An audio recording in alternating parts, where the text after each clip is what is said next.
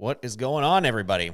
Welcome to the Rogue Report. Every Thursday night live, we talk about screen printing, embroidery, business, all kinds of good shit. I think, oh, look at that. I got this thing open on my phone right now, and I can hear myself feeding back in the microphone.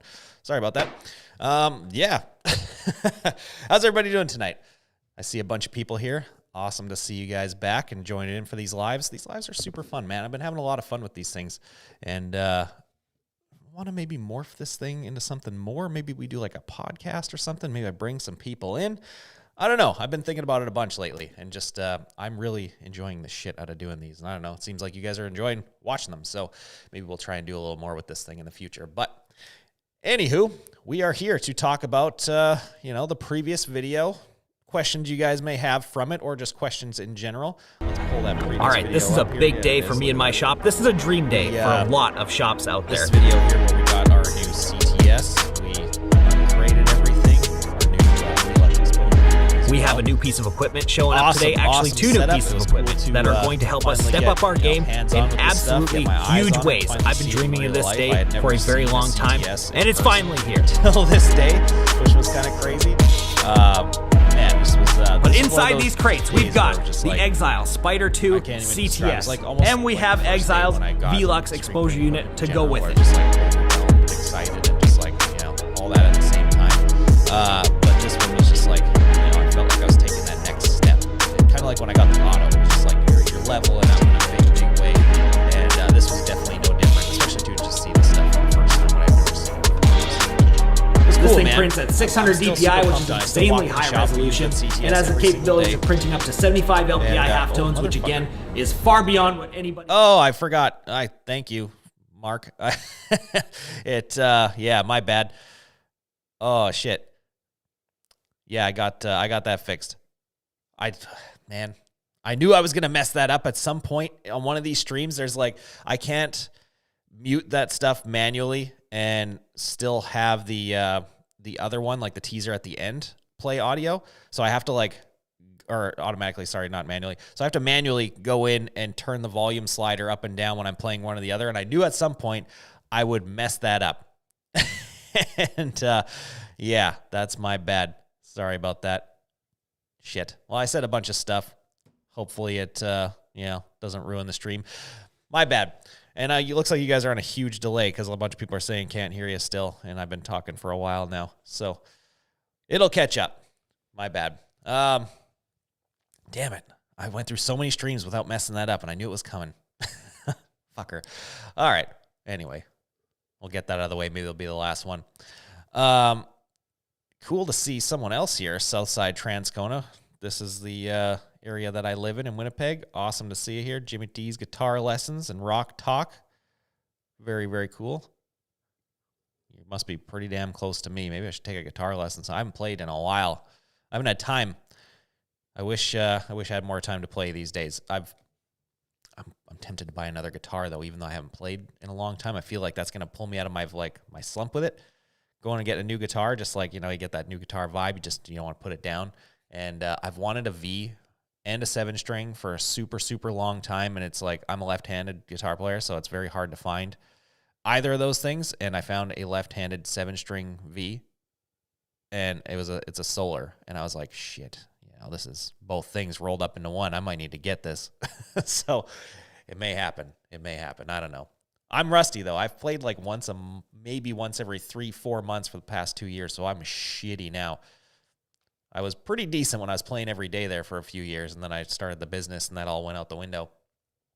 And now I'm absolute garbage. Cool. So let's get into some of these questions and start knocking them out. Cool, Vince, random stuff. Good to see you here. This looks like it's your first time here. Small printing owner here, or first comment for sure, because I definitely don't recognize your little profile picture. But always watching your vids inspire me. Thank you very much, Vince. That's awesome. That's what they're there for. I hope they're doing that. American Ink and Design. Good to see you here. Look at that. All right, we got some questions rolling in slowly. So let's get those going. And let's start knocking these out. All right, so first one here, analog 784. How does CTS work? So CTS is, there's two different names for it. It's computer to screen or direct to screen. I don't know. I don't know which one's the proper verbiage of it, but everybody calls it one or the other. Essentially what that is using either a liquid ink or a wax ink, and you're printing the image directly onto the screen with a big, fancy, expensive machine. I have a wax jet machine, which is personally, in my opinion, the way to go, just with my research I've done on it. And yeah, dude, they're incredible. Like the amount of time you save with setup and just overall screen production is unbelievable. Like we've cut down our screen setup times and press setup times by half or more. I'm not even kidding you. Like it's absolutely nuts. And with that exposure unit we got, that Velux, like that thing is so powerful and throws so much light. We're getting like on a 150, we're getting a 4-second exposure time with photopolymer, and with like a 300, we're literally on 1 second. It's unreal. And just like how fast that CTS can throw an image down on a screen. Like we were printing a full coverage on a 23 by 31, and it did it in, I think, like under 90 seconds, something like that. It printed the image and we were exposed and into the washout booth. Yeah, in like 90 seconds. Unbelievable. Like it's so crazy how quick that thing can do stuff. And like when you're cycling through a lot of screens, especially like we do, I mean, we're not like a crazy high volume shop like some are. We're more or less printing just a lot of high color count designs, a lot of like, you know, things with multiple screens on the front, multiple screens on the back. So we burn through a lot of screens to get jobs done. And man, we're ripping through those things a lot faster than we were before with film. I can tell you that. And just things are more accurate. We're having less and less issues. Like we had a lot of issues with film, of course, because film will shrink, it'll stretch, it'll, you know, there's all kinds of stuff with film. And that's all gone out the window now. And pinholes, like we haven't had a pinhole since, which is fantastic. And like I was religious about cleaning my glass on my exposure unit too, and we still got pinholes nonstop. And that's no longer a thing. So like we're saving time across the board. It's incredible how much efficiency we gain from it. It's you know, it's not cheap to get into. Of course, anyone who knows the cost of doing this, it's very, very high. But in the long run, the return on that investment it's tenfold. I can already tell. So well worth it. Pretty cool technology. I'm still only like a few weeks into it, so I'm learning lots still. And yeah, there's lots more to go, because I think I'm gonna need like a good year or more under my belt with this thing to like really know it and understand it. And thankfully, the guys at Exile are great about answering questions, and I'm grilling them nonstop about this and that, trying to improve everything I'm doing. And they are more than accommodating. And I know I can be pretty annoying with that shit. I have nonstop questions. I want to know everything about everything at all times. All right. Cool. This is a good one. I get this question a lot, actually. One Shot Printing. Good to see you here. How do you emulsion your screens in your shop without a darkroom? So my shop, it has no sources of UV light anywhere. We have all LED lighting in the shop. It's all white LED lighting, and good quality white LED lighting does not throw enough UV to harm your screens in any way, really. I mean, like, I haven't tested it over a very, very long period of time, but I've thrown screens out for, you know, an hour or two at a time, and like it doesn't affect it whatsoever. And then we have no other sources of UV. I honestly want to test this as a video, maybe. Like, let's see if we can expose a screen in the shop, like leave it out overnight in there. Like we'll just like do like a bunch of different intervals and maybe do like a couple different emulsion types, like a photopolymer and a dual cure, and just see. You know, that's a video. We just figured out a video, everybody. Let's see what the deal is. Let's get into this one. But anyway, we have never had that issue so far. And we, of course, have no UV sources at all in the shop otherwise. All the windows are painted black, so there's no light coming in. Anytime we're working with screens, we make sure the doors are going to be closed. No one's going to be coming in or out, all that type of stuff. So otherwise, yeah, like we can get away with it. And it's just like, it's so much nicer to work in the light, because like that yellow light is dog shit, man. Like I even in my old little basement shop, I had yellow lighting in there, but I like went nuts and put a ton of it in there just to make it bright. And it was bright, but I mean, it sucks looking at stuff through yellow light. You miss things. It's not good. And working in normal lighting, man, it makes a big difference. It's better all around. So if you are going to attempt that, make sure UV is not a problem for you. Just make sure all those sources are blocked out in every way possible. And you should be good to go. So, but I honestly, I want to make this video now. I think we're going to have to do that, you guys. Maybe we'll make like a Flash Friday video about that, because it doesn't feel like that's like a real long, like a 10-minute, 20-minute type of video. I feel like that's more of just a few minute kind of thing, just to do the experiment, see what the results are, and go from there. So I think we'd have to maybe try a couple different lights too, because like I know my lights are good, but like maybe there's some shittier quality ones that do emit some sort of UV. I don't know. I'm not a lighting expert or LED expert. We may need to do that. All right. I'm going hard on these questions right now, and you guys I got to catch back up to you guys. I saw a super chat come in, so I'm going to just rush to that one because those get priority, of course. American Ink and Design Limited. Thank you super much for the $10, my friend. Let's add this to the broadcast. Oh, it's not even a question. Goddamn. Well, just thank you anyways. Thanks for doing that. I appreciate you being so generous with the knowledge. Thanks for the upcoming patches too. Yes. Oh, yes. We are going to be making some patches for. I was talking to you in the email earlier. Dude, my emails are insane. I do so many a day, and I still don't have enough. Like I managed to do just enough emails to be like 2 weeks behind at all times. It's ridiculous. And thankfully, like my guys in the shop are absolutely crushing it. Brad and Jordan are stepping up in a big way and taking more and more off my plate. So I've been able to get more into that lately and, work on sales and stuff like that. I've had a great fucking sales week because I've been able to spend like 2 full days in front of my computer, which was incredible. I've never been able to do that. And yeah, hopefully we can keep on that trajectory. But yeah, well, thank you very much. I really appreciate that. Why does Canada have their zip code with numbers and letters? I don't know. You tell me. I have no idea. Why is yours only numbers? Maybe that's the question. Maybe we're the ones getting it right. Probably not, though. Okay, so you're going back into, sorry. This is back about the CTS question. I'm going to follow up on this for you. So it prints on a coded screen before exposure. Yes. So it prints, I guess I could have got a little more deep into it. The CTS, yes, it prints onto a coated screen, like a wax or a liquid ink of some kind. Obviously to black it out, and then you expose the screen, and that shit washes off in the washout booth, like when you're exposing your screen. So that's exactly how they work. And it's nice because like they are black, like there is no light coming through there. So it makes it a lot easier to do certain things with like high detailed designs, halftones, all that type of stuff. Because like with film, you're going to get light leaking through sometimes. It's very hard to get a very dark film. And plus like film, it makes it a lot easier to get like things like light wrap. So like you're going to lose like small halftones, small details from the light creeping up around that film and hitting the emulsion. Like especially if you're using something very sensitive like a photopolymer emulsion. Having something like a CTS is going to cut that down significantly. It's not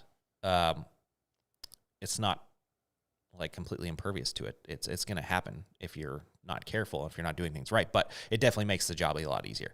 So yeah, hopefully that answers your question now. Let's see here. This seems like a long question that might trip me up, but we're going to throw it in here anyway. How have you dealt with liquidity in the business or with the business growing? My business grew at a rate we couldn't predict, and my liquidity is going through the floor at a point where it couldn't, or where it could stop growth. Yeah, I mean that's a good and bad problem, obviously. I haven't really dealt with that just yet, but I'm feeling like we might, because the plan is to expand this into a much bigger shop and a bigger building, more equipment, all that stuff, more people. And I feel like that's the moment where I'm going to have a little bit of a holy shit moment and have to maybe get some help or maybe not. I don't know. Like right now, I don't think I need it, but who knows what's going to happen, right? So I feel like, that's a big step, and maybe that could be a possibility. But I mean, we've been doing great so far when it comes to that. Like we've definitely are good to go on that front. Like it's not like, it's a month-to-month situation where we have to make X amount of sales to pay everybody and all that. We definitely have plenty of runway, which is good, and like makes me feel comfortable and makes me feel like I'm not, it makes me feel like I'm doing my job right. I think I am. I don't know. But I feel like I'm in a good position. But I mean, yeah, when we move into this new shop, that could be an issue because it's a lot of money. And like I'm going to own this building, I'm going to own this property and stuff. It's not like I'm taking a lease and it's just a small payment. Like it's going to be significant. And if we put more equipment in there and all that type of stuff, like we're talking a lot. I mean, anyone who knows what that entails and what the equipment costs to do the things at that scale, like you know. And yeah, so I might run into that. So I don't know yet. Like, I've never dealt with it, and I'm not like an expert on that side. So I'm sorry, I don't know if I can give you good advice there. But you know, it sounds like you're on a good track. Like you're growing fast. Maybe there's just a way to be more efficient in some other areas or something like that. Like ways you can cut your costs or be more efficient to get work in and out faster, or, you know, with less issues kind of thing. Like maybe you're burning through stuff, you know, things like there's waste, like waste product, waste shirts, waste this. There's a lot of waste in our shops, that's for sure. Like all of our shops are riddled with waste. And then ever since I've been doing the lean thing, my eyes are so open to it. It's absolutely insane. Maybe that's something you should check out if you're having that problem, like looking into lean and everything about it. That could help your problem. That's maybe one piece of advice I can give you on this situation, is like looking into lean and start identifying waste, because I'm like, I got to tell you, the amount of waste money that was going through my shop until I kind of set my brain on this thing was absurd, absolutely absurd. So like, for instance, I would do a thing, this was all my doing. I would do more of like a pull system versus a push system. So like when it came to our inventory, I would have a lot on hand, and at the same time, I would always order extra kind of thing. So I'd order, like, you know, if they're getting X amounts of shirts, let's say whatever, they're getting 10 small, 10 medium, 10, whatever the thing is, right? I would always order like 1 or 2 extra of every size just in case I messed it up. And these shirts would start piling up and accumulating like crazy in my shop. And there's still a shit ton there. Like a half of my shipping container there, I got a 40-foot shipping container beside my shop that is packed full of this shit. And this stuff would just keep growing and accumulating, and like, you know, it becomes a gigantic problem when it comes to like keeping track of what's there. Obviously, all this shit costs a lot of money. You got to deal with it. There's a lot of time involved in figuring all that out. It's insane. And as soon as I flip the switch going to completely to a pull system, so I now only order exactly what I need for every single job. If we do have a misprint or anything like that, I just refund it. I tell people right out of the gate, like, you know, if you need this exact number of shirts, order extra for yourself, just in case. If not, if it's not a big deal, if we misprint anything, we find a hole in something, whatever, we just refund those shirts off the order. You know, no harm, no foul. And that's how we run it now. And now we don't accumulate all this extra waste and spend all this extra money and all this extra time dealing with all this shit. And that one thing alone, like, it was a game changer for my shop and a game changer for my bank account. I can definitely say that. So look into lean, because there's so many great things about it. And like, if you really put the effort into it, it could change your entire business. And we're just kind of scratching the surface with it now. I'm not an expert on this at all. I'm just kind of like, you know, maybe 1 or 2 months into it, still learning a lot, but it has been huge for me and my business, and my employees as well. So maybe that can help you out. Really hope it can. Cool. Well, yeah, I kind of went off on a rant there. I could go off hard on this lean stuff big time, because I'm obsessed with it now. It's so fucking cool. Don't even get me started. I'll just start bombing you with stuff. There's a cool channel if you guys want to check it out. It's called Lean Made Simple. It's this Irish company, this Irish dude. They are masters at it, like world leaders at it, and they have some really, really great information on YouTube about it. So if you want to check that out, absolutely do that. That's where I've kind of learned a lot about it, and it's helped me in a huge, huge way. Holy shit, there's a fair amount of people here. This might be one of our bigger lives. This is awesome. Start bombing those questions in, people. Let's get those going. All right, let's go find another one here. There we go. So, quick question. What happened to the Polyprint DTG? So, the Polyprint DTG had to leave my shop. I had to make a decision. My shop is only so big. Like, it looks like it's a lot bigger than it is on camera. It's only 1,200 square feet. It's pretty small, and I've got a lot of stuff packed in there. I think I've said it before. I've got 10 pounds of shit packed into a 5-pound bag in there. And it was one of those things, man, that I had to make a decision. It was this or that. And it was a decision between keeping that on or moving to my 6-head embroidery machine, because they both took up the same space. And for me personally, it was an easy decision. The embroidery machine was the way to go, because that thing is like, honestly, that thing basically prints money. It's crazy. how much money that comes out of that machine and just like how it keeps the business growing, because like quality embroidery, at least where we are, is a lot harder to come by. And the people that do embroidery seem like they're maybe a little more difficult to deal with than us or something like that. I don't know exactly what it is, but our embroidery has grown leaps and bounds. Like it's only been a year since I've had that machine, and not even a year. It's only been a little over a year since I've been doing embroidery altogether, when we started with the single head and then moved to the 6. And like, yeah, we started off with no embroidery clients, no nothing. And it grew so fast that I think at this point now, embroidery might be the biggest earner in the shop. I'm pretty sure it's close.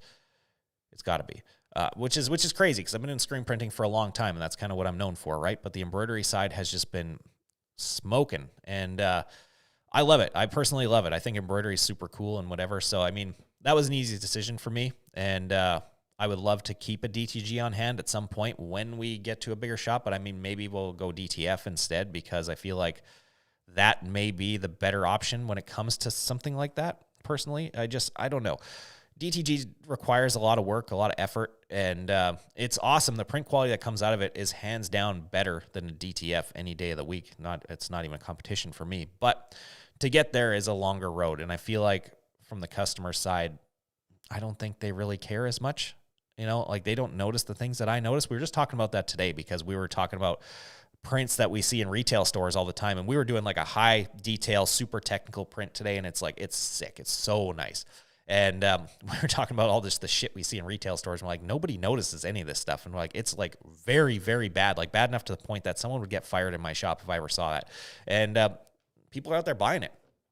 So I feel like the DTG versus DTF thing, I might just lean towards the DTF for the ease of use, because you can just rifle stuff off and heat press it on, have like an employee that really doesn't need a lot of instruction or skill to run through those orders. And altogether, it seems like the better option. Plus, like, I mean, with the DTF, you can run more stuff. Obviously, you can do hats and bags and all this other shit, right? Whereas the DTG, not so much. So kind of what I'm feeling like I might do when we get there. But we, of course, need a bigger space to even consider any of this stuff. So it's a long way away. But anyway, that's what happened with the polyprint. I don't have any issues with the polyprint or them whatsoever.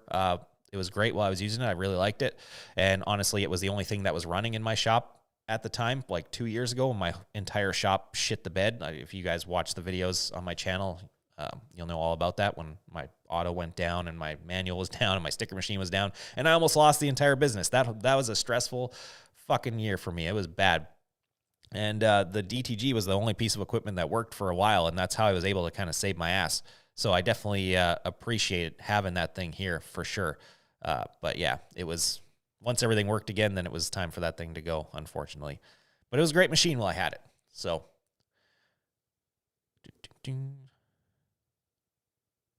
all right, let's get back in. I got to catch back up with this. Cool.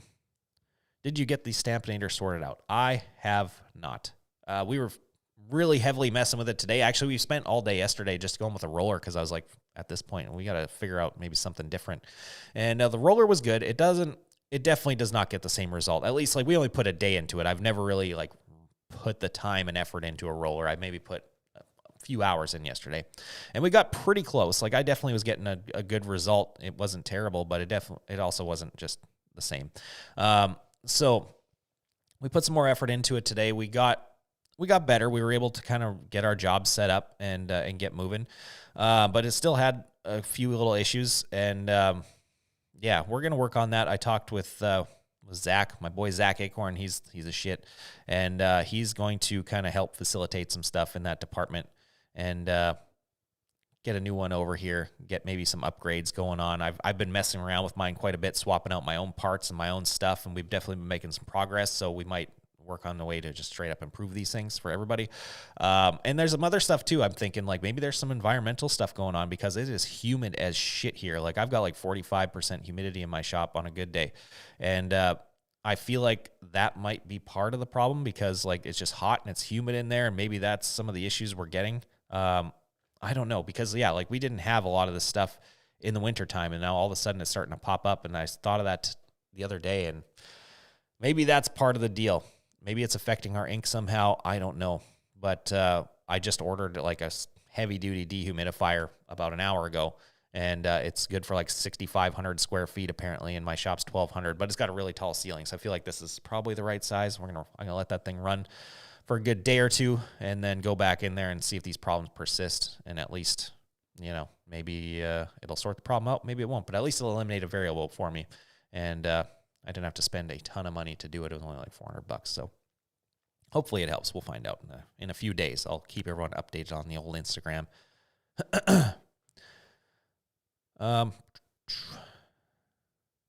This one's sweet. Master Flex. I'm just getting started in the industry. What is your advice for me? I mean, I got a lot for you. There's definitely a lot to know. You're getting into something where you got some deep knowledge, and you got to have some serious work ethic to get to a certain level. But one thing I guess I can tell you is, like, if you are getting into this, like, make sure you love it. That's the biggest one. I've seen a lot of people come and go that like are getting into it because, like, if you do this business right, yes, you can make a lot of money. Absolutely. And a lot of people kind of tend to do it because of that. And that is the wrong thing to do. Do not do that, because that will make you exit quickly. Do not think that you're going to get rich quickly. Don't think that, like, that money's just going to come flying in the door easily. It's not easy. It takes a lot of work to do it. So you got to love what you're doing. You got to love the craft. You got to love, like, the business aspect. You got to love putting in all those extra hours, all that type of shit. Like, for me, I am obsessed with this business beyond belief. Like, it's all I think about day in, day out, 24 hours a day. It's my favorite thing in the world. And I think that's what's made me successful in it, because, like, I'm not thinking about, how much money I'm making here or there or whatever else, or like how big of a shop I can get or any of this type of shit. I'm just like, every day I walk in the shop and I'm just like, how can we be better at this? How can I be better at this? How can I become like one of the best screen printers one day? Or how can I be better at serving my client this or whatever, right? You just got to love it. If you love it and, like, really have a passion for it, you will be successful, because you're going to be relentless like I am, and like others are. I know plenty of other people who have that same mindset with the stuff that I do. And, they're much further ahead than me, and they've had a lot more time to do that, and it shows. They're successful as shit. So if you have that same drive, that same passion for it, and you do, that's really all you need to know. That's it. And just grind it out. Learn as much as you can. Watch these videos. Look around on the internet, whatever. Anywhere you can get information from. We got our Rogue Printers Facebook group. It's full of people who know their shit. There's tons of valuable information out there. So take in as much of that as you can. And of course, like I said, have the passion for it. You'll go a long way with that. All right. Catch back up here. Damn it. There's a lot going on here. New Zealand. What's going on? Need some of that. Oh, look at that. I was just talking about Ireland like a minute ago. From Belfast, Northern Ireland. Started out after watching all your videos over lockdown. Loving the new content. Well, thank you very much. That's awesome. A lot of people seem to have gotten started during that thing. I feel like a ton of people just got in the clothing industry in general because of it. Like, for us, we grew during that whole deal. We grew a lot, actually, because, like, and I think it was because of my YouTube channel, honestly, because people had so much time on their hands sitting around doing jack shit that they were looking around on YouTube a lot. And so my channel grew quite a bit, and we gained a lot of clientele because of it. Like, you'd think that it's all screen printers and things like that are watching this stuff, but really it's about 50%. The other 50% are people who are, like, wanting to start clothing brands or already have clothing brands, things like that, and they want to learn more about the process so they can get better at their job. And a lot of those people found us during that thing, and we took on so many new brands, people who were starting brands from the ground up or brands that were existing. Like, Dan was busy as hell. He was worried the most because, for design work, he's like, fuck, like, am I just going to have nothing now for who knows how long? And shit. He was busier than he ever could be. It was crazy. Like, so many people wanted to design all these new brands and stuff. He was designing brand kits left, right, and center. And the shop grew quite a lot during that thing. So it was kind of crazy that we lucked out like that. Because I know for a lot of people, it was definitely not as good. Obviously, there were some businesses that closed doors, and which sucks shit. And, you feel for them. But for us, thankfully, that wasn't the issue. We were scared at first, but it worked out. Thankfully, we're still here. But cool. And yeah, we were just talking about Ireland. Yeah. So maybe, if you want to learn about lean, go take a tour of that place. What's their actual business called? I think it's called Seating Matters or something like that. They do tours of their whole facility. I saw on their YouTube channel and teach people about lean and stuff. And like their facility is fucking incredible. Like how dialed they are with their stuff. Unbelievable. Like I'm a fanboy now. I'm just going to go off on this. They build these like super specialized wheelchairs for hospitals. And they say like the lead time was somewhere of like, 6 weeks or something like that prior to them doing that. And that's like their industry standard across them and their competitors. And they took on this lean shit and they went like real hard into it. And now they've got it down to like 2 or 3 days. Like that's absurd. And of course it made them very successful because they're just blowing everybody out of the water. But yeah, go take a tour of that place. And if you do, let me know what it's like because I'd love to know all about it. All right. Marshall, what is up, sir? Did you ever look at going a different path in the print industry to stay with the fashion style in your area? DTF is popular in my area, but I really don't want to become a heat press technician. I don't either. I really, really don't, and I never will. Thankfully I got like employees and stuff now, so even if I do go that route, I'm going to be removed from it entirely. I do have an interest in it though, like DTF transfers, as much as I have griped about them, like I still don't like them, but I know they're a necessary evil in my business. They're still not all created equal, right? There is a science to getting a good one, and that's where I feel like I have a little bit of an interest in it, like maybe getting my hands on one of these machines, getting my hands on all the different supplies and things to make them, and doing my own experimenting and dialing it in just to see how much better I could get it. That part I feel like is cool. But yeah, I mean, the DTF thing, it's not going anywhere. It's here to stay. I don't think anyone can debate that at this point. It's not going to take over screen printing anytime soon, not even close. Nothing digital will be, even in our lifetime, I don't think. Like it is going to advance a lot in the next 10 years because it's relatively new and it's gaining a lot of traction very fast and making a lot of money. So, I mean, some of these companies are going to dump some significant R&D money into making this shit better, making it faster.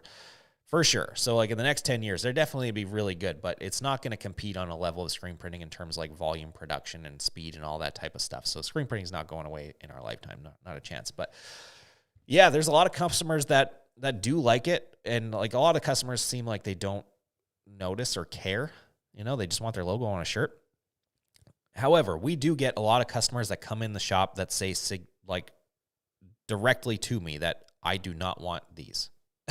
We've actually gained a lot of business from people that are switching over to using DTF primarily, and we've gained a lot of their business because of that. So pretty cool to see that. They're like, your screen printing's awesome, whatever. We don't want these stupid transfers. They feel like a sticker, and I respect that. Every time one of those people comes in, I shake their hand. I'm like, fuck yeah, I want to have you on board. You're the type of client I like, and because they're after quality, they're going to be looking at the details and all that stuff, and that's what we are about, and what we scrutinize over every day. So it's cool we get that, but yeah, like I said, it's a necessary evil, and I feel like it's growing everywhere. And I don't think it's just like in your area or whatever. It's kind of everyone's area, and yeah, everyone's got to, I think, make some sort of a push towards it. Whether it's like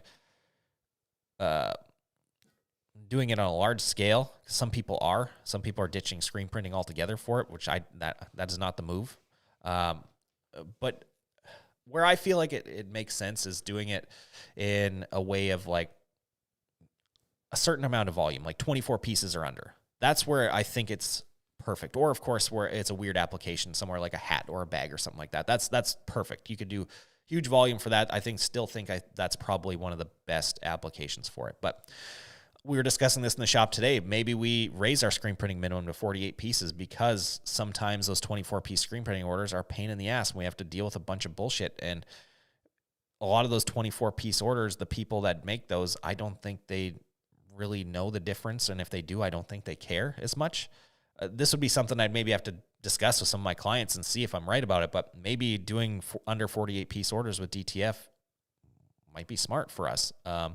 Just because for us setting up the press, even for a 24-piece order, it seems like a lot. We're trying to push towards higher and higher volume type of stuff, and we're trying to maybe trying to eliminate small orders. We already raised our minimum to 24 pieces from 12 last year, and that eliminated a lot of bullshit for us, thankfully, because the 12-piece order people were very difficult to deal with, and it helped us a lot. And I feel like bumping up to to 48 might eliminate more. And, to switch the smaller orders to DTF 24 and under, 48 and under, that's easy. You can just smash through that real quick. Like I said, with an employee with minimal skill, minimal training, slap them in front of a heat press, a little bit of instruction, let them go. I don't know. This is it's going to be a long debate in the industry for a while, I think. And I still don't know where I stand on it. My mind keeps changing every day, but it's leaning more towards like figuring out a way to implement this in my business in some way, shape, or form. Because like I said, it's not going away. So yeah, it's something. I was so anti-DTF for a long time, just straight up no. And I still kind of, in a personal sense, I am. But at the same time, I'm a business owner, and I got to be smart. And I got to remove my own personal shit from that. So, yeah. Let's see here. Why did you choose? Sorry, let's pull this up first. Why did you choose Exile as opposed to other CTS or LTS? Well, LTS for starters, like the laser systems they're too new for me. Like I don't like being an early adopter of stuff. There's issues. Everything new has issues. So I don't want to be one of those people that are dealing with that and being the R&D guy and watching my shop sit there idle while we figure this shit out. I want to run. I want to grow. We're in a growth stage right now, and I want to keep fucking moving. And so LTS just didn't make sense for me. Also, the cost of it is just astronomical. It's crazy. But otherwise, for the other CTS systems, I mean, liquid ink CTS systems like inkjet style, I just don't want anything to do with. They take a lot of effort and a lot of control to be able to use them properly. Like you got to have your emulsion dialed and your environment dialed and all this other stuff like perfected for them to really, really work well. And I think that's just too much shit to go through. As far as the other wax ones, I mean, Exile is they were my choice. They were my top choice. Their technology is fantastic. It's awesome. They have they're a big company. They have the ability to give proper support and stuff like that. And of course, too, I work with RB Digital very closely, and they are a dealer for Exile. So I have support for this thing, whether an Exile tech comes out or if we need something minimal, RB Digital is right there for parts. So it makes sense for me in a lot of different ways. And that's one of the major factors you should look at for any equipment. Like, how fast can you get service on this stuff? Whether it's you have a dealer close by or what's that company's customer service track record like.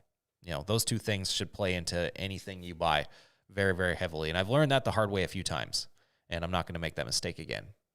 So for me, it was a no-brainer. Exile was the way to go. They're super solid to deal with. I like everybody there. And the machine has been absolutely flawless and incredible so far, and it's been a game changer for me. All right, moving on. I think I need like an assistant or something to help me with these, so there's no little gaps between answering questions. Somebody just pulling them up as we go, so I'm not having to read them and pick stuff up. This stuff's hard, you guys. This stuff is hard. This is, we're talking about DTF. I want to play with that new M&R DTF. It looks cool. I feel like, now I'm not going to speculate. I'm going to say allegedly. I think this is a rebranded machine from somebody else. I don't know exactly. Don't quote me on this. It feels like it might be, and I would like to know. I did reach out a while back when they announced this thing to someone from there about getting some information about it so that I could maybe like make a video or talk about it or something, like maybe bring it up on here. This was before I had this show, but I reached out about it a couple times and they gave me nothing. No response, no nothing. So I don't know what that means. They don't want me talking about their shit, I guess. But I would like to know what that thing's like. It looks cool. I'll give it that.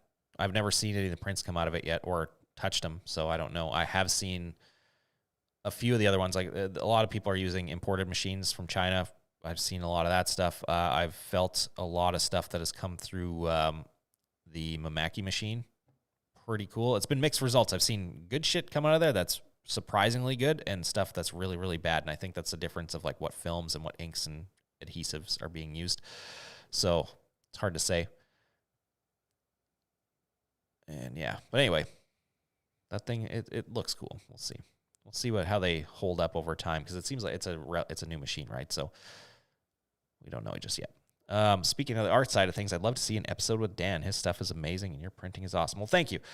We are actually working on that. we've been filming a long-term type of video for the last few months of, we're working with a very, very large cannabis company, and Dan's designing like a whole rebrand for them, a brand kit, packaging, all kinds of stuff. So I've had Ed follow him around a little bit on that stuff, and I've had him go interview the people and all that. And then, of course, once this is all wrapped up, they're going to come to me to print clothing and make some stuff for it. So we're going to kind of make like a building the brand type of video. It's going to take a while. I have no idea when it's going to be done, but it's definitely something different that we've never done before. And I do want to start including Dan more in this stuff. He's not like a tutorial type of guy. He wants nothing to do with that type of shit. But getting him in these videos naturally makes sense. He was just here. He just left on a motorcycle trip for a couple weeks, I think, or a week. I don't even know how long. I didn't ask. But he was here just before he left, and he was here while we were filming. So he's going to be in one of the next few videos, I think, just for a little bit. He makes an appearance. But it would be cool to kind of get him showing some more art stuff and his skills and things like that, because, yeah, he's a fucking wizard at what he does. He's so, so good. We just got to get him better on camera. He does not enjoy that at all. All right. Let's catch back up here. Man, there's a lot going on in this little chat section, which is sweet. We're getting close to the end of this. Yeah. Oh, yeah. Stuart. Nice name, by the way. Yeah, of course. Ask questions. Fire away. Fire away. That's what we do here. So let's see what you got. Yeah, so going back to what I was talking about, where the small orders are always the pain in the ass, of course. This holds up so well. So the customer that spends the larger amount of money is 10 times easier to deal with than the ones that spend the little. Like, you know, the $500 client is the most difficult person to work with. The $50,000 client, they just, here's my money. This is what I want. Let me know when it's done. And they disappear. It's every time. The more money people spend, the less I have to talk to them. And it's fantastic because they're the easiest people to deal with. They're incredible every time. So that's, again, talking about raising minimums and stuff. That's why a lot of shops do that. And I've seen shops like raise to super high minimums where their minimum is like 100 plus pieces or more even. And, you know, those shops are pumping mega volume all day long. And it seems like, yeah, their jobs are a lot easier if that's the way it is for everybody.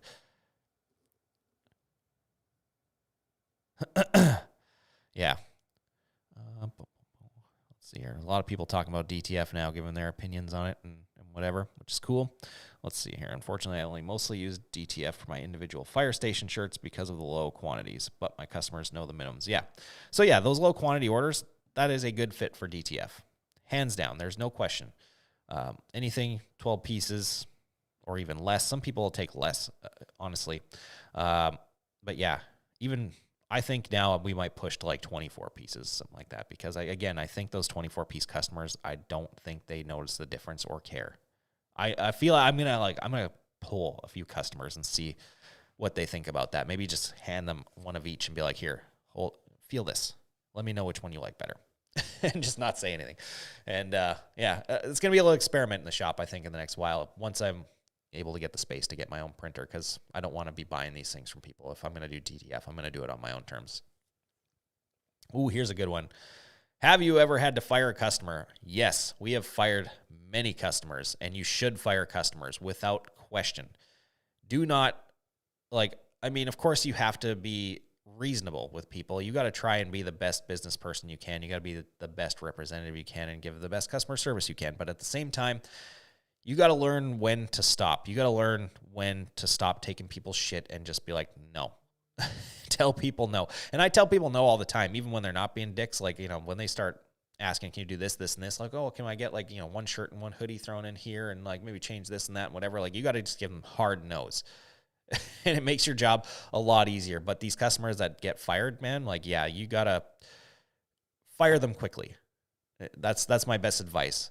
Fire them quick. Just tell them straight up, we are not the shop for you. I've fired a client previously, or sorry, not previously. I've fired a client before they were even a client. Like within like 3 or 4 text messages, I knew right away, no, sorry, we're not for you.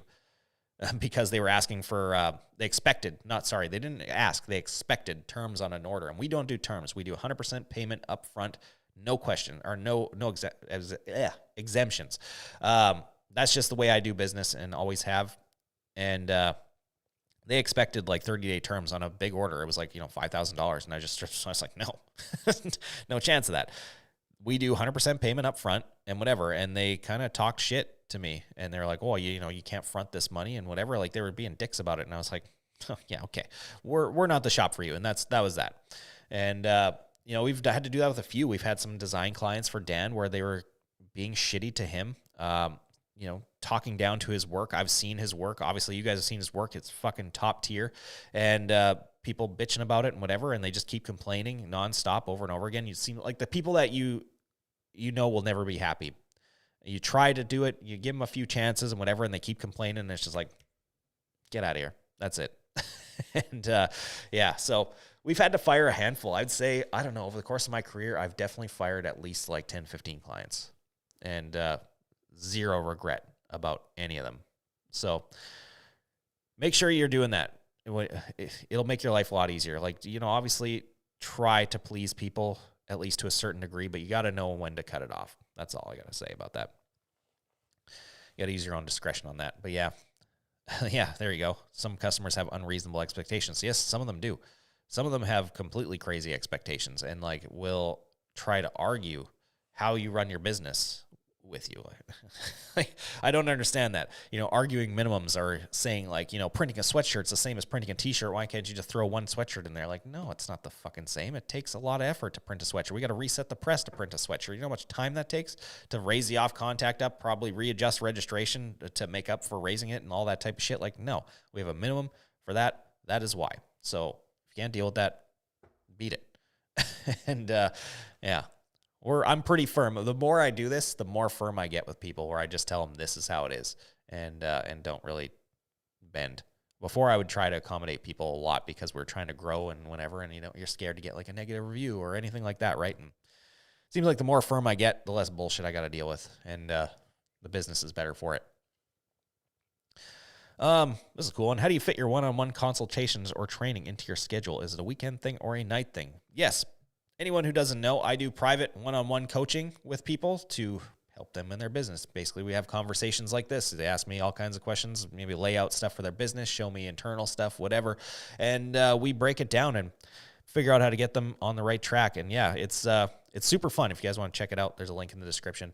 But anyway, I fit that stuff in on the weekends. I don't do it during the week because I'm hyper-focused on my shop, of course, and I don't want to take away from that and also be trying to teach someone about their shop when my mind is somewhere else. You know what I mean? So I do it on the weekends where it's like, that's all I got to do. And I can focus on it and do the best job I can. And it seems to help a lot of people out, which is awesome. And I love doing that stuff. I like interacting with the people and seeing the results from it. That's the best part, right? Is seeing, you do a call with somebody and work through some issues, and then you start, of course, I follow people back on social media that I'm coaching, and seeing them get results after stuff is the fucking best part. That's the coolest thing for me. That's all I want out of it. And it's very, very satisfying. I have a lot of fun doing the coaching stuff. So it's a lot of work though. I don't get days off anymore, which is worth it though for me. I don't know. I don't really want days off. I get bored very easily. And it's better than me sitting around playing video games. I do want to get a Steam Deck though, really bad. I saw one and I was like, man, this thing can run Fallout. I could play Fallout while I poop. Are you kidding me? Fuck yeah. So I feel like I'm going to end up with one of those in the next couple days. What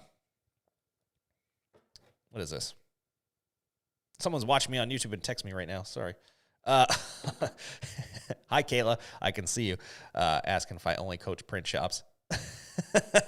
No, I'll coach you on your business. I know exactly what your business is. I'll work with you too. All right. Okay, here we'll go back into that. Look at it. Stuart threw something in here. One dude told me I'm too small for his work. He wanted 1,000 shirts a month. I'm like, okay, it was super rude. I mean, yeah, that is rude as fuck. I'm not going to lie to you. That's a real shitty thing to say to somebody. However, if I don't know what your situation is. Are you like a manual shop or something like that? Because that could be an issue. If this person is is used to getting high volume orders on a regular basis, or unless they're just full of shit. Because we get a lot of those people that come in and like, yeah, I'm going to order 1,000 shirts, bro, but give me like 24 to start, and then we'll work from there. I mean, those people are not getting 1,000 shirts. But, someone who's a seasoned vet that's getting these large orders, then yeah, like they might look at that as an issue because like they're used to working with a shop that has autos that can pump out 1,000 shirts relatively quickly. Like we can do that in a day. And so, I mean, yeah, it's rude either way. That guy was a fucking dick for saying that. But it could be a thing. Who knows? I know I lost some of those when I was a manual printer. I tried to go after some stuff that was a little bit out of my league, and I definitely got reality checked a couple times, kind of like that. I don't think I had anyone that was that rude. Actually, I did have one that kind of said something similar to me like that. But yeah, I did get reality checked a couple times where people were like, we work with shops with big setups and we move a lot of volume and we don't feel like you can handle that. And I look back at myself and like reflected and was like, you're probably right. I don't think I would want to manually print 1,000 shirts a month. So that sounds like it sucks. So I stayed in my lane and it was smart. Let's find it here. Here's a cool question. I just started my business. What would you recommend to get more customers? This is a tough question because that's a very common question, right? Everybody wants to know how to grow their business faster, get more customers, all that type of stuff. There's so many different ways to do it. It's picking the right one and sticking with it too. I mean, like you can cast a lot of different nets out there. But it's hard to keep up with all of them. I feel, for me personally, I'm not going to tell you I'm not a marketing expert, so let's just preface this right now with that. I don't know anything. I just know about what I do for myself. And for myself, I feel like I kind of have to focus on like one or two and really just like drive those and stay dedicated to them at a time. Because once you start having too many things out there, it's hard to keep up with it. And so like for me, I don't do like Facebook or any of that type of shit. I try and just like stick to Instagram, stick to email marketing, and those two things just seem to work for me. And like, it's very easy to keep track of.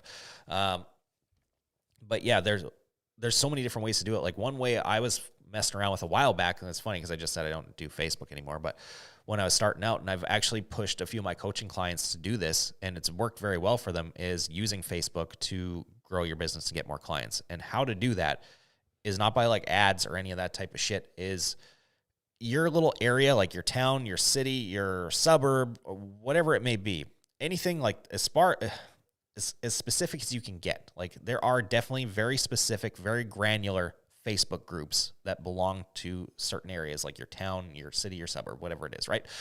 There are lots of those everywhere, pretty much across the entirety of North America. Who knows, maybe the world. I know where I live. I can search up any little suburb of Winnipeg, and there is a Facebook group dedicated to it. So I've used that before, and I've pushed some of my clients to do this too, and they've gotten success from it.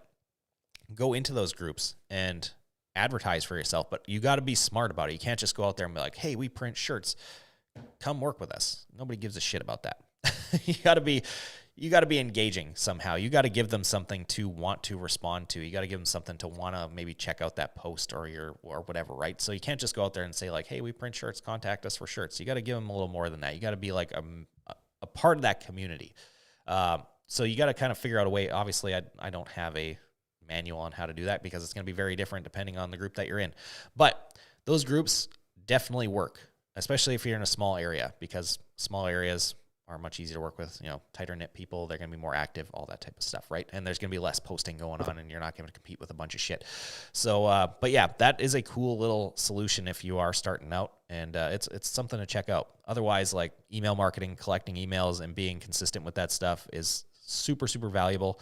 That's an easy one, and you can automate that one too. So once you have these emails coming in, they're automatically added to your list. Maybe create like a list of like 4 or 5 emails, set them to be automated for the month, let them run, and then do it again next month. Let them run, and just like take an afternoon, set them up, let them go. And that's the way that I did it. And it was very, very successful for me. I don't do it as much now because we are at a point where like we're struggling to kind of keep up with the volume that's coming into the shop. So I'm kind of just been backing off the gas as much as I can. But when I was smaller and growing, and especially with my clothing brand, I was doing this very heavily. I was super active with the email marketing, and that's what made that business run. That shit worked good. Giving out those little discount codes and things like that, whatever. Like you'd throw out an email and, make like a few $1,000s in a day, and you see like being a little clothing brand in a bedroom making like $10,000 a month. It's pretty crazy. And just from sending emails and making Instagram content and shit. So those things work really well. Of course, there are lots of other ways, Instagram, Facebook ads, all that type of stuff that costs money, though. These are free ways to go about it. So I guess while the email thing's not really free, you got to pay for an account with somebody. Some of them have free plans up to so many people. I use, which one do I use? MailerLite. That's the one I use right now, and it's pretty good. Mine's, of course, not free. It's fucking expensive as hell because I got so many people on my email list now. But it's worth it. Who runs your merch store? I do. I do all that stuff. My merch is like right there. I got shelves and shit right over there for a little bit of stuff we got left. We actually got some new merch coming out I think it's in the next video, actually. We made some super sick hoodies. They'll be coming out with that thing. So make sure you guys check those out. Pick one up when it comes out because they're badass. Cool. Was it hard for you to figure out a good wage salary for your first hired employee? Yes, it was. Oh, it was. I debated about that one for a while, and actually I changed it a little bit too as I went. I kind of looked at like what minimum wage is here, because a lot of people just straight up will hire at minimum wage, and I did not want to start there. That just seemed like a recipe for disaster for me. I just didn't want. I don't know how to explain it. It just felt like I was going to be getting less of the type of people I wanted in my shop, if that makes sense. Saying it the nicest way possible. I didn't want to attract lower caliber talent, and so I wanted to start people higher. And so yeah, I kind of like went with that, and then with what I could afford too. I was hiring my first employee. It was kind of a gamble for me, and so I kind of balanced the two out, found a wage that I thought was good, and went with that, and it was decent.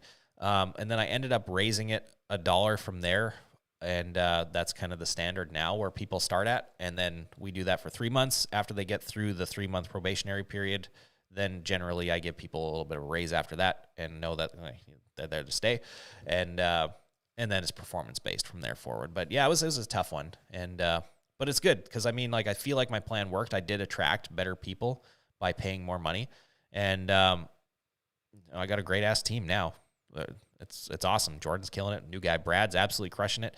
Yeah, it's been fantastic. So, and those guys stick around. They are going to reap the benefits of it. We're going to keep raising them up more and more and more because they're taking more off my plate. They're getting more skilled, and they're showing what they can do. And I'm going to reward the shit out of that as they go. But if you fuckers are watching right now, you got to earn it. I know Jordan's probably watching. Brad's probably busy. That guy's a real busy dude. How do you deal with employees always coming in late? Mine do not, thankfully. I did have one that was always coming in late, and yeah, that was dealt with. I'm a really, really lenient boss. Like, I'm super, super lenient about a lot of things. And even if you're late and shit, like, I don't care. There's a lot. I'll let anything fly. But if things start becoming a pattern and they persist for a while, then we got a problem. And I'm going to make sure that's a problem. That's for sure. I will be the nicest guy in the world and let basically anything go. But once you start taking advantage of me, then I'm going to shut that off entirely. And then you're going to see the other version come out. And I can be a real fucking hard ass. And yeah, so that's I had to deal with that once, and yeah, that person's no longer here. That wasn't from that though, but you know what I mean. But my new guys, they have not been late at all. Actually, like, I think they were sweating once because they were like 2 minutes late and running in the door super fast. But typically they're like Brad's early. Jordan seems to like hit like 8:59 or like anywhere between 8:59 to 9:01 because we open at 9. I expect him to walk in right around there. Brad's like always like 5-10 minutes early usually. And I'm always there before anybody most of the time, of course, because you got to be. There are some days, though. I think I slept in one day, and I was just like, ugh. I just went and opened the door to the shop, and I went back inside and was like, I'll be in there in a while.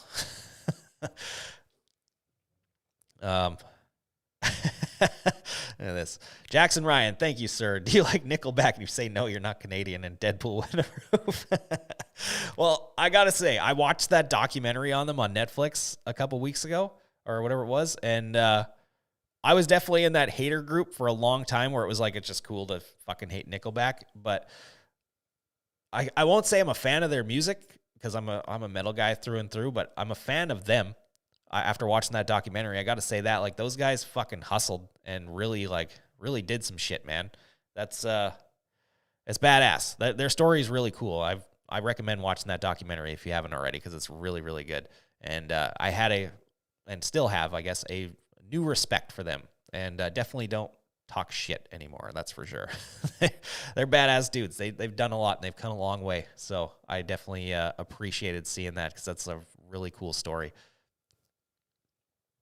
So I feel like that's a Deadpool approved comment, even though I'm not like a fan, but I'm a fan. I'm down the middle.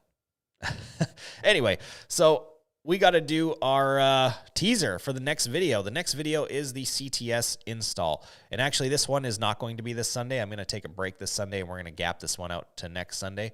Either way, here is the teaser for it. So I guess we're going to do 2 live streams. We're going to see the same teaser, but whatever. Anyway, check this thing out. It is going to be awesome. Oh, let's not fuck up that volume thing again that I did at the start. I caught myself there. I almost did it twice.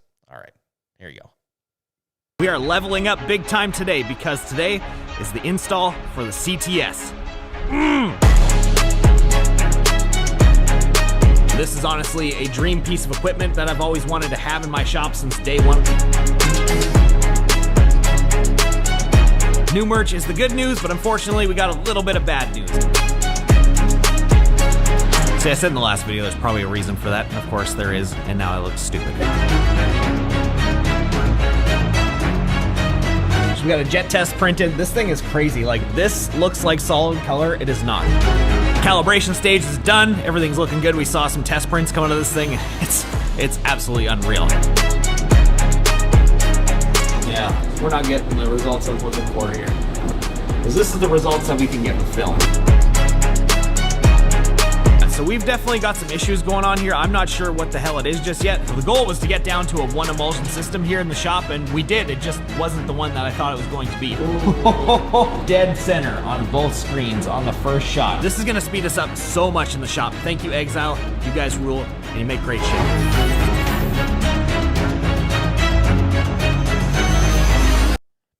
So that is the next video coming out. It's going to be sick. The CTS install. It's a good video, and it's another long one. It's what is this thing, like 40 minutes, something like that? So you guys liked the hour-long video I put out a few weeks back, or I guess it's been longer than a few weeks, but the $1 million home print shop video you seem to really dig. And this one is another long one at 40 minutes. It's pretty solid. I just went through it last night, and it's good. It's real good.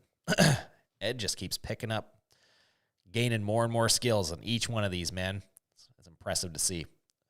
So, yeah, that's coming up next. Like I said, they'll be next Sunday, though. I want to take a week break and catch up. Plus, I got to deal with, like, these hoodies and shit here and get them all into inventory. I still have to photograph them, all that type of stuff. I don't have time for that this weekend. We got a 3-day weekend this weekend, too, and I just want to kind of chill. I got a coaching call tomorrow. Other than that, I got nothing. I want to just decompress a little. I want to play my Xbox a little bit. I haven't done that in a long-ass time. Anyway, we'll throw a couple more questions up here, and we'll wrap this up. So, do you read business-related books? And if so, what's your top 5? I actually do read a lot of business-related books. Top 5 is going to be tough. Some of them I don't remember the names of. Yeah, I can probably remember 5. First one for sure is Extreme Ownership. Love that book. I've read that book multiple times. It's incredible. Full of just valuable, not only, you could read that book even if you're not in business. It's just a good book in general for life, business, whatever. It's just great fucking advice. And a lot of good stuff, just being able to learn how to like take accountability for yourself and all that type of shit. And yeah, it's a life-changing book for sure. I love that one. I'm reading Traction right now. It's been super, super helpful. Shout out Stephen Farag for making me read that thing. And Sean from Printees, he was the one that made me buy it and recommended it, and I did it didn't read it for months. And then I was talking to Steven, and he was like, you got to read that book right fucking now. Because I was talking to him about just business stuff and maybe him giving me some advice because, I mean, his business is crushing it. And yeah, he's just like, just go read that book. You already know what you're doing. Read that. It'll help. All right, cool. So I've been reading that the last little while, and it's very, very good. I'm not done it yet, but I'm definitely going to throw it in that list for sure. 12 Months to a Million, really, really good book. I loved that one. What's that Gary Vee book? Shit. I have all of them. It was the only one. Honestly, it's the only one that I liked. The yellow one, Crush It, I think it's called. Yes, that one. Really, really good book. And what's the other one? That Negotiation. Never Split the Difference. That is also a really good book. It's about negotiating and things like that and just making deals. Super good book. So those are the ones I'd say are probably my favorites so far.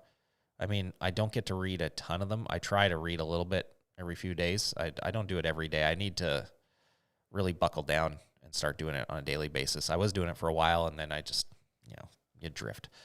I got to have some more discipline, man, and start banging this stuff out because I still have probably like a stack like this tall of books I haven't read yet. I have a real bad habit of buying books because I think like, yeah, this is cool, and then I just put them on the shelf and forget about them. So I need to burn through probably 15, 20 books before I do that again. So I should maybe make a daily schedule, do like 30 minutes a day.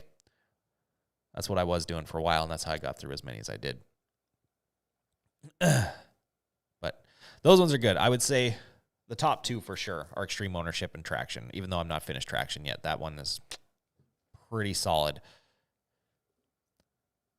Anyway, let's go in there. Oh, so look at that. We got that track channel in here. Gary, what's going on? I'm doing a big-ass job for Gary right now. Go watch Gary's YouTube channel. Subscribe to it. Go help that thing grow. So we're printing him a shit ton of merch. So go buy it so that we can print some more.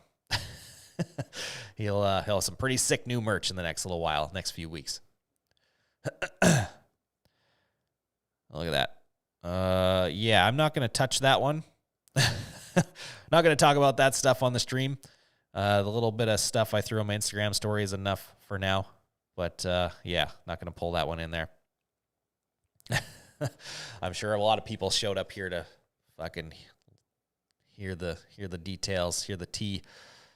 Not going to happen on the stream. We keep it professional around here. So go follow me on Instagram if you want updates on that. Steve Southwick, how's Wheelie? See, someone's asking some personal questions. Wheelie's killing it. He's just mastering life. Fucking best cat in the world. He found a cool new spot in my room. He made like a little bed on this like shelf in my closet. He just hangs out there all day. It's his new favorite thing. It's fucking cool. And him and Flash are slowly becoming friends. I mean, Flash has been trying to be his friend the entire time he's been here. Like he wants to be his friend so bad, but he doesn't realize he can't play with Wheelie or like a dog. He goes at him all like, freaking out like he does with dogs and stuff and goes ape shit. And the cat wants none of it. He's just swatting the shit out of him and all that type of stuff. So he just hates him. But at the same time, there's like little moments where he like walks up to him all like nice and calm and, chill. And then Wheelie will get in there and they'll kind of like nose to nose each other. And then they notice that I'm noticing. And all of a sudden they're like, oh shit, go back to the other thing and start going crazy again. So it's coming around. They're going to be friends for sure. Flash just needs to learn how to calm the fuck down. He's like the most gentle dog ever, though. Like, all he wants to do is be friends with everything. It's hilarious. Like, there's my yard is full fucking hundreds of rabbits and deer and shit at all times, and he's just like, wants nothing to do with them. He just, doesn't care. We were running around today, and he just saw this rabbit just, like, laying there, and he, like, almost tripped over the thing, and a normal dog would, like, freak out and fucking go after this thing, and I just, like, was like, Flash, and he just looked at me like, oh, shit, and just came back over and left the rabbit alone. It's hilarious.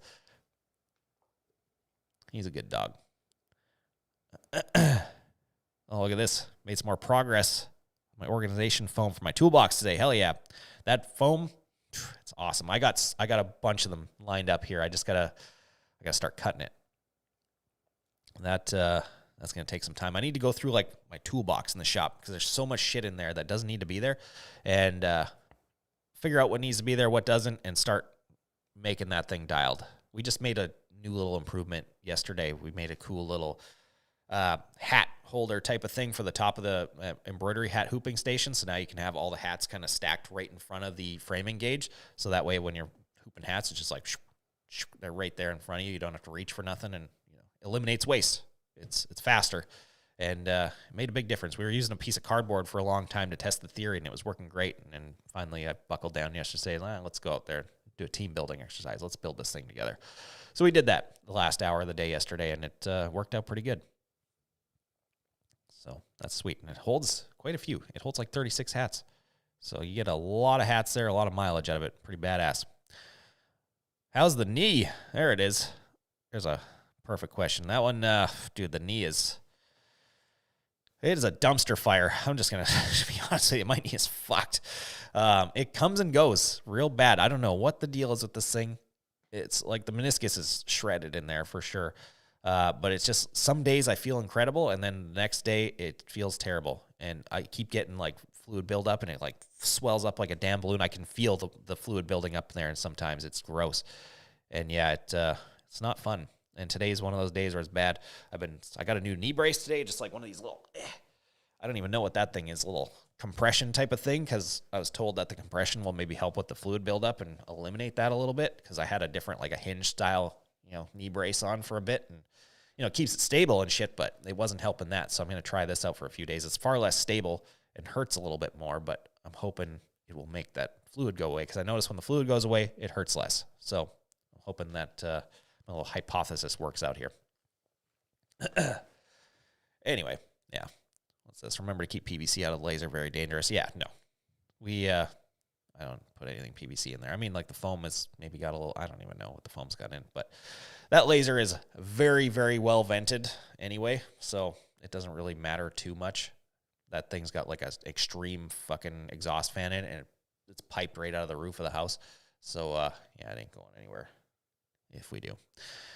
Anyway, seems like that's a good spot to wrap it up here, so we'll do that. Thank you guys for joining the stream again. We had a great conversation. I enjoy the shit out of doing these. So this weekend, we are going to take a weekend off of videos, so there'll be nothing this Sunday. Next Sunday will be the CTS install video. It's a long one to make up for the gap. You will enjoy it very, very much, and hope to see you guys there. But we're going to have one more stream before then anyway, so we're going to talk about that and give you one more preview then. So anyway, thank you guys for watching, joining the stream. We will see you guys again next Thursday.